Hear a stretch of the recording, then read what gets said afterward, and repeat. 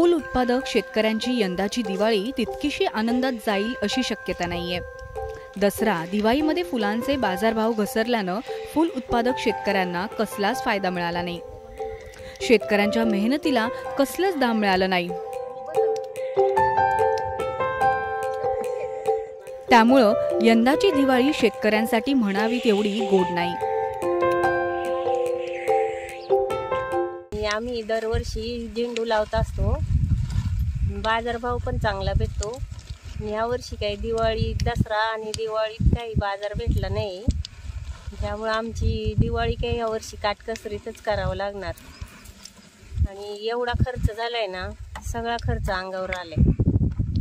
मजुरी तर एवढी वाढलेली आहे, 250 रुपये रोज देऊन बाहेरून लोक आणावं लागतात कामाला।